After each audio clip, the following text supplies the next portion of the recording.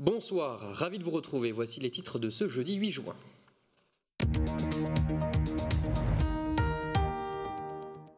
Dans l'actualité de ce jeudi, l'Eurométropole de Metz a inauguré sa première centrale photovoltaïque en autoconsommation collective. Nous y étions. Ils donnent de leur temps pour redonner confiance aux enfants issus de familles fragilisées. Dans cette édition, nous avons suivi, vous verrez, 2 parrains de France Parrainage. Enfin, nous irons à Rethel, où la maison de la dîme continue sa mue. Nous vous présenterons les travaux en cours et leurs objectifs. La météo de demain, la journée sera belle et ensoleillée, les températures monteront jusqu'à 29 degrés. Pensez à bien vous protéger du soleil. Et puis l'invité du jour est Sophie Tourchère, directrice du réseau Entreprendre Lorraine. Bonsoir. Bonsoir. On va revenir ensemble sur la fête des lauréats 2023 qui se déroule ce soir au Stade Saint-Symphorien. Mais avant, place à l'actu.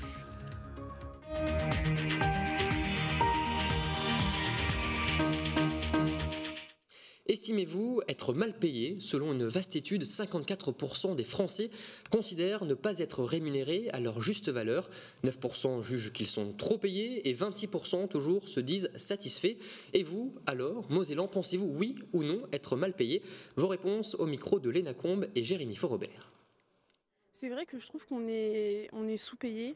C'est-à-dire qu'on nous demande beaucoup de travail et des fois il y a une charge mentale aussi qui va avec le travail qui n'est pas à la hauteur de ce qu'on peut gagner. Effectivement, je gagne bien ma vie et pour le temps de travail que j'ai, pour la difficulté de mon boulot, mais par contre, ouais, je connais beaucoup de gens dans mon entourage qui sont vraiment pas assez payés. J'ai un poste qui me convient, dans lequel je m'épanouis. Maintenant, avec le niveau de vie qui augmente, je trouve que le salaire en comparaison des études est un peu léger en fait. Selon mon métier, je pense que je suis suffisamment payé. Bon, je pense qu'on est bien payé ici en France. Après, ça dépend du travail. En France, c'est vrai que le patron a du mal à sortir, c'est-à-dire les donner de sa poche, quoi. Étant proche de la frontière luxembourgeoise, c'est sûr que les Mosellans vont plus du côté du Luxembourg. Les enseignants à la base, sortant de concours, en effet, je pense qu'ils ne sont pas assez rémunérés pour le travail fourni. De 1800 €, je pense qu'on a un salaire, on peut vivre correctement, on peut avoir un train de vie au moins à peu près correct. Je dirais à partir de 1800, 2000 €. Pour vivre décemment, il faudrait entre 2500 et 2800 € par mois. À partir de 3000, au moins quand même, on peut dire qu'en France, au moins quand même, on est bien payé. Actuellement, avec le train de vie, etc., pour vraiment être bien, je dirais dans les au moins 1800, 2000. 1500 € net, ça doit être jouable, oui. À partir de 2500 € net, on est sur un rythme de vie pour un jeune de mon âge en tout cas qui commence à être assez correct. Je dirais 5000 € net.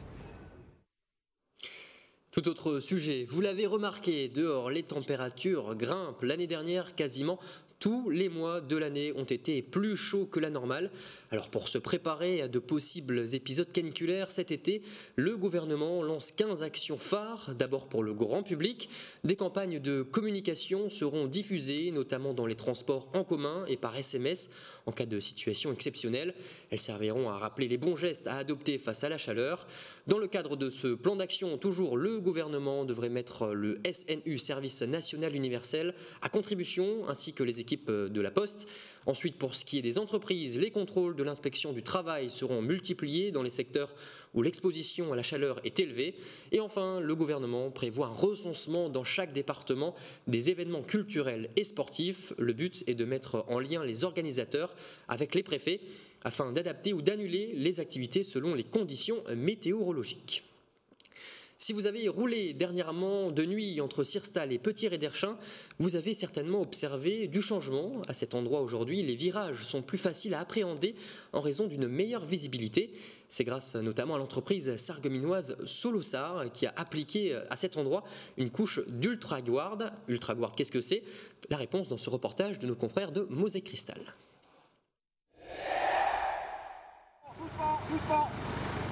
Nous sommes sur la route départementale 662 au niveau de la Fromule.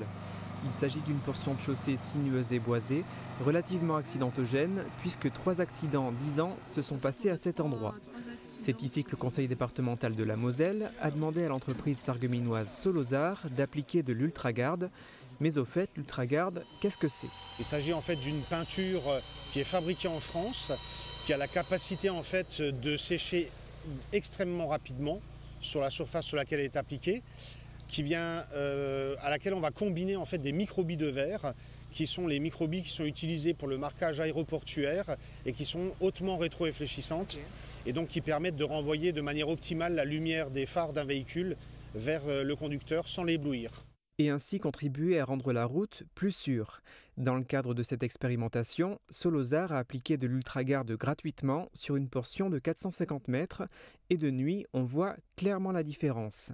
C'est la première fois en Moselle que cette technologie est utilisée sur un axe routier. L'entreprise espère que ce test sera concluant et qu'ensuite le département lui demandera d'en appliquer ailleurs, mais de manière payante cette fois-ci. On est certain qu'il y a un marché vraiment prometteur sur le sujet pour une raison très simple, c'est que 44% des accidents se passent de nuit et par temps de pluie. Et donc on est convaincu que ça va être un complément à tout ce qui existe déjà sur les chaussées équipées avec des glissières de sécurité, du marquage au sol, des panneaux, etc. Solozar n'en est qu'au début de la commercialisation de ce dispositif. Il ne représente aujourd'hui qu'environ 0,5% du chiffre d'affaires de l'entreprise. Elle a néanmoins déjà eu l'occasion d'appliquer de l'ultragarde en France, mais aussi à l'étranger, à Dubaï, au Bahreïn, en Suisse ou en Belgique. Non plus sur les routes, mais sur les voies ferrées maintenant. En 2022, la SNCF annonçait la création d'un TGV direct reliant Paris et Berlin. Un aller-retour quotidien devrait être mis en place d'ici fin 2023, dans un premier temps. Mais la question, c'est par où va-t-il passer? 2 itinéraires sont à l'étude, un qui passerait par Strasbourg, l'autre par Sarrebruck. Vous imaginez bien forcément que le sujet divise.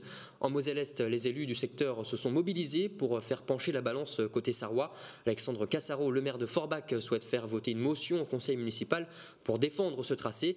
Les députés Rassemblement National Kevin Pfeffer, Alexandre Loubet et Laurent Jacobelli ont également adressé un courrier au ministre des Transports Clément Beaune pour défendre un passage par la Moselle à la gare de Forbach. C'est une grande première pour l'Eurométropole de Metz. La première centrale photovoltaïque en autoconsommation collective vient d'être tout juste inaugurée. Elle va permettre de couvrir les besoins énergétiques d'une dizaine d'établissements. Cette centrale s'inscrit dans une démarche de développement durable et ne devrait être que la première d'une longue série. Reportage Léa Rifou.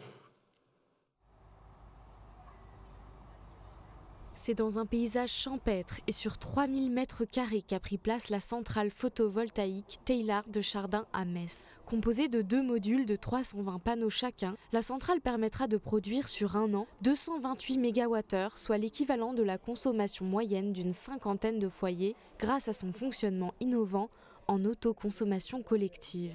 Ça veut dire qu'un producteur, dans le cas présent l'UM, s'est mis avec plusieurs consommateurs qui ne sont pas juste à côté de la centrale, mais qui sont dans un périmètre de 2 km. Et au travers, avec des outils informatiques, on va répartir l'énergie de cette centrale d'une manière optimisée afin qu'elle bénéficie à ses 10 clients. Une centrale déjà opérationnelle depuis quelques jours et qui sera saturée à 100% puisque l'énergie est répartie en temps réel entre les différents bénéficiaires de la ville de Metz et de l'Eurométropole. Alors on a à la fois des locaux techniques, des locaux socio-culturels, des crèches ou des écoles et puis le siège de l'UM. Et bien que le climat lorrain soit souvent incertain, la centrale devrait quand même permettre d'économiser jusqu'à 500 tonnes de CO2 sur sa durée de fonctionnement de 40 ans. Donc les panneaux ont gagné largement en efficacité ces 15 dernières années. On est maintenant à des rendements de 20% entre l'énergie du soleil qui arrive et ce que va produire l'énergie en électricité. Alors effectivement, les mêmes panneaux produiraient beaucoup plus à Marseille, à peu près 50% de productibles en plus, mais aujourd'hui ils sont suffisamment efficaces et suffisamment, on va dire, optimisés pour que ça soit intéressant aussi pour les Messins. Toujours dans un souci de transition écologique, le site sera quant à lui entretenu en éco-pâturage grâce à quelques moutons qui devraient donc prendre place très prochainement. Ils viennent en aide aux enfants issus de familles fragilisées ou confiés à l'aide sociale. Les parrains et marraines de France Parrainage agissent au quotidien pour soutenir et redonner confiance justement à ces enfants. 30 sont suivis dans le département de la Moselle.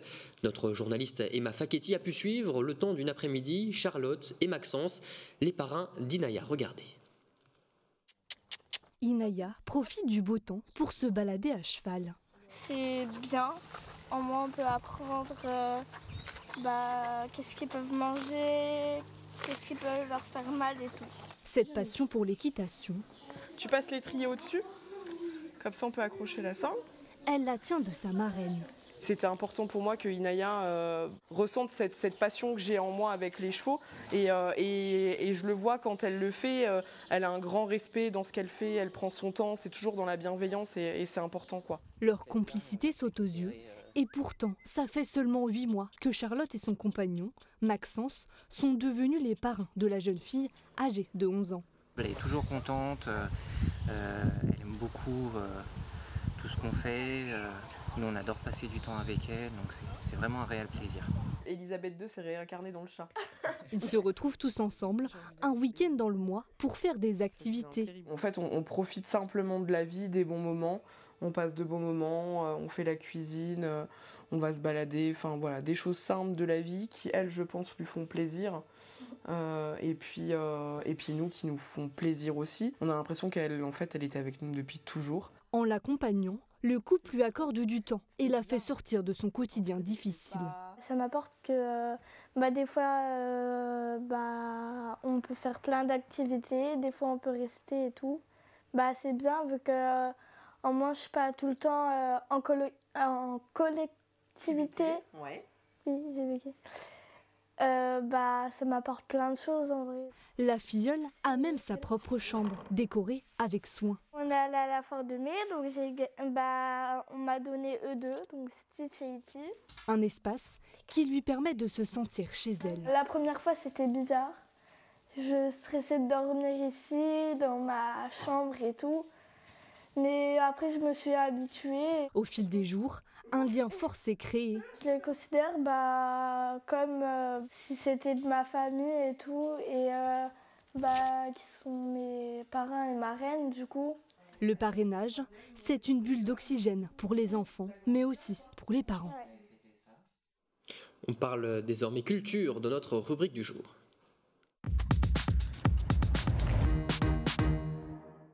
Bonsoir Alicia. Bonsoir Jean. Le mois de juin, vous le savez mieux que quiconque, est synonyme de lancement de saison. La semaine dernière, nous avons découvert celle de l'Opéra-Théâtre de l'Eurométropole de Metz. Et aujourd'hui, nous allons découvrir celle de l'espace Coltès à Metz. Voilà, l'espace Coltès qui, vous le savez, se trouve sur l'île du Saulcy à Metz et qui propose une programmation théâtrale à la fois exigeante mais accessible à toutes et à tous. Les universitaires, bien sûr, sont conviés, mais également vous qui êtes derrière votre écran, quel que soit votre âge.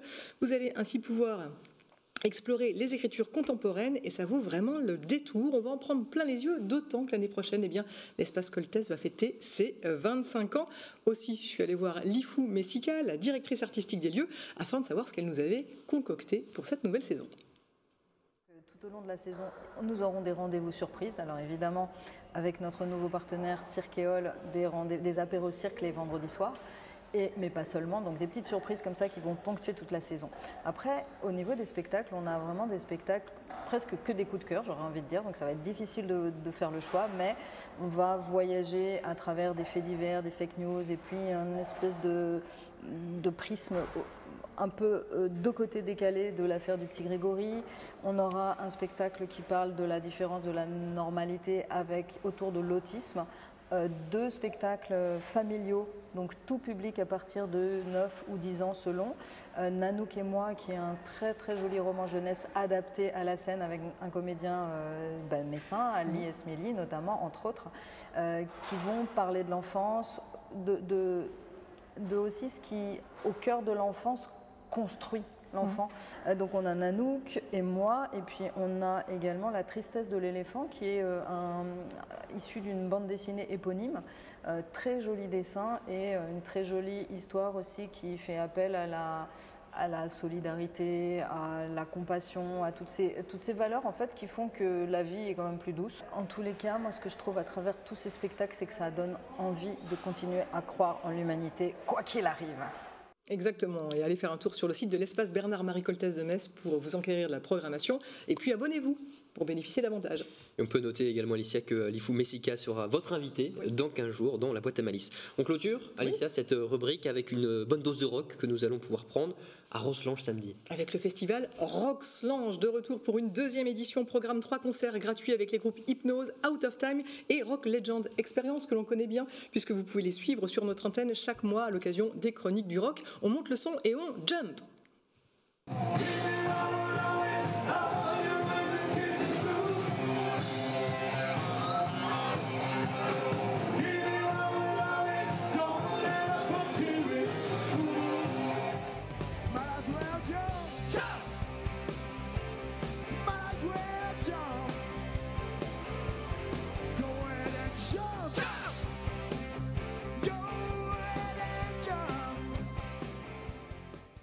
Voilà, faites le plein de rock, ça sera donc samedi 10 juin au festival Roxlange, qui vous donnera également l'occasion de faire le tour de stands de bikers et de tatouages. C'est gratuit et c'est à ne pas manquer, et ça se place donc à Roxlange, place du 1er mai.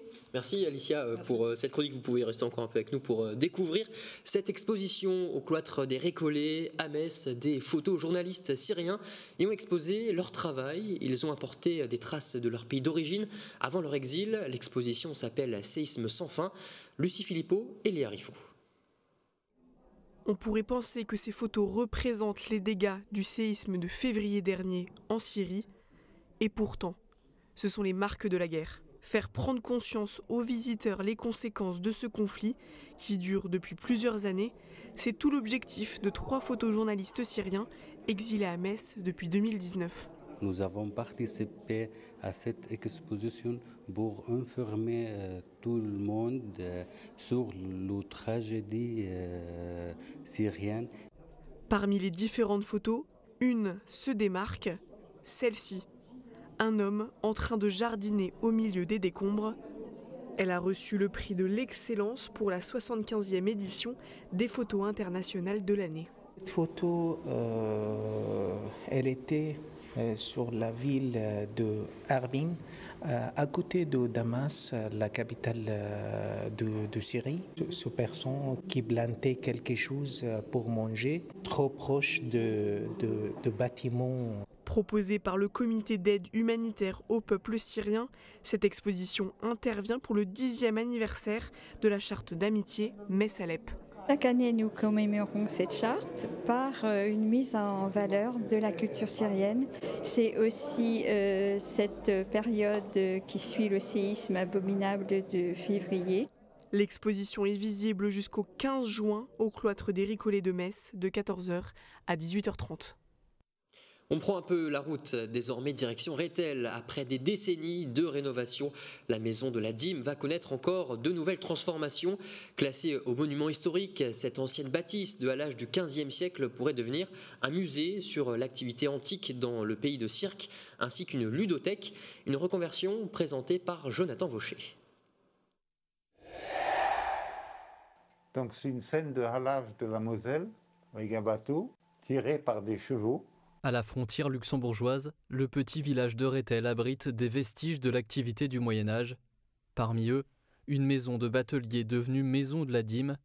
Classé monument historique, ce bijou du XVe siècle a été restauré pendant 15 ans. Dans une première année, les façades avant, une deuxième année, les façades latérales et arrière, et après, il y a eu les étapes de restauration à l'intérieur, avec notamment des plafonds, et en dernier, l'installation de la cheminée. Différents éléments de cette maison ont disparu au moment de l'annexion. Acheté en 1986 par la mairie, le bâtiment gothique va désormais abriter un musée des Chartreux, un musée de la dîme, une ludothèque et une reconstitution de la vie du XVe siècle. Pas loin, il y a également un autre élément, un autre musée remarquable qui attire pas mal de monde et qui mérite qu'on s'en intéresse aussi, c'est le musée du cheminot. Donc finalement, la ludothèque, c'est quelque chose qui manque aujourd'hui à notre jeunesse. Et l'idée, c'est d'apporter le côté ludique d'une ludothèque dans le musée. Il y a un château magnifique à Cirque-les-Bains, un autre château magnifique à Mondrennes. Je persistais à dire que la maison de la dîme s'inscrit dans un circuit qui serait fait de ces deux châteaux plus la maison de la dîme. Désormais estimé à plus de 2 millions d'euros, ce projet soutenu par les collectivités a vu son coût grimper suite à la guerre en Ukraine. Une collecte de fonds déductible d'impôts est ouverte pour récolter une partie du montant et espérer une requalification prochaine. Et on retrouve maintenant notre invité du jour.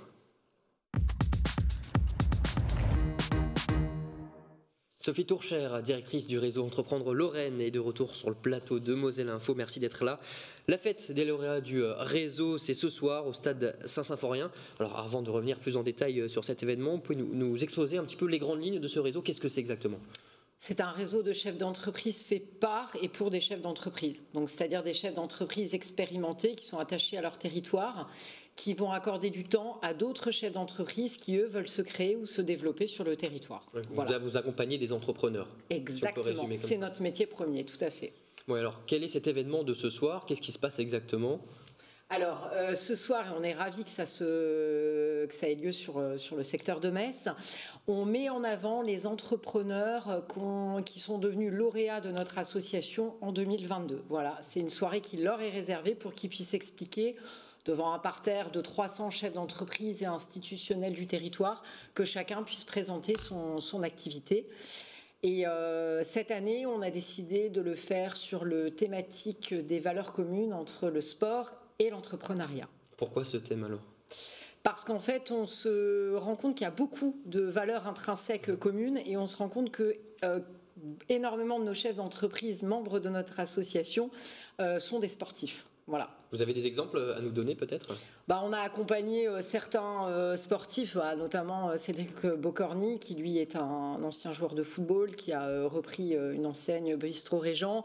Et on a quasi tous nos chefs d'entreprise qui font mon vice-président, qui est président d'un COS de Villers rugby. Voilà, ils ont tous l'âme, en tout cas, de sportifs en eux. Alors je reviens au début, comment on devient finalement lauréat du réseau Entreprendre Lorraine? Alors, il faut passer devant un comité d'engagement avec une quinzaine de chefs d'entreprise. Il faut expliquer son projet, il faut l'argumenter, il faut le travailler. Et il faut avoir pour vocation de créer minimum 5 emplois à 3 ans ou de reprendre une entreprise dans laquelle il y a au moins 5 emplois qui sont sauvegardés et pérennisés. Voilà. Vous les accompagnez comment concrètement? C'est du financement? Alors, je dirais c'est la cerise sur le gâteau, c'est le financement, mais ce qui va permettre le taux de pérennité des entreprises qu'on accompagne, qui, pour la petite parenthèse, est à 80% à 5 ans, ce qui est quasi le double d'une entreprise non accompagnée. C'est surtout qu'ils vont être accompagnés pendant 2 ans par des chefs d'entreprise, par un mentor et par tout un collectif de chefs d'entreprise autour d'eux. Alors, vous parliez de la thématique de la soirée, donc le sport et l'entrepreneuriat. C'est vrai que quand on est ancien sportif, on a plus peut-être d'aptitude à entreprendre, à monter des projets qui ont du sens et viables. Oui, c'est ça. Il y a un vrai lien. Il y a un vrai lien. Encore une fois, ce sont des personnes qui, en général, ont le goût de l'effort, qui sont des personnes déterminées, qui ont l'esprit d'équipe aussi en eux, qui savent faire travailler un collectif autour d'un objectif commun. Donc, il n'a pas été compliqué de trouver des anciens sportifs qui ont monté leur entreprise pour intervenir dans notre conférence de ce soir. Plus généralement, 2022 a été une année record pour le réseau. Je crois que vous avez quelques chiffres à nous donner qui peuvent en témoigner. Oui, on a distribué plus de 900 000 € de prêts à 29 chefs d'entreprise et on a contribué à la création, à la sauvegarde de 300 emplois sur le territoire de la Lorraine. Merci beaucoup, Sophie Tourchère, pour votre intervention. À bientôt. L'image du jour, désormais, pour terminer cette édition. Il ne vous reste que quelques heures pour clôturer votre déclaration d'impôt. À partir de 23h59 précisément, il ne sera plus possible de valider le formulaire en ligne. Si vous n'accomplissez pas cette corvée printanière à temps, vous vous exposez à une majoration de la somme que vous deviez régler à l'origine. Pour rappel, le service de déclaration en ligne est ouvert depuis le 7 avril. C'est la fin de Moselle Info. Merci pour votre fidélité. Pour voir et revoir nos programmes, rendez-vous sur notre site internet moselle.tv ou sur nos réseaux sociaux. Tout de suite, retrouvez la météo, bien sûr, avec René Anne, suivi du Graouli Mag, le président du FCMS Bernard Serin et l'invité exceptionnel d'Arnaud Demerlet et de ses chroniqueurs. Excellente soirée sur Moselle TV.